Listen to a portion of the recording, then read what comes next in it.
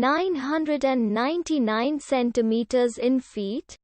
First of all, we need to know the value of 1 centimeter in feet. It's always 1 centimeter equals 0.03280839895 feet. Now we have to multiply 0.03280839895 by 999. Therefore, 999 centimeters times 0.03280839895 feet equals 32.77559055105 feet.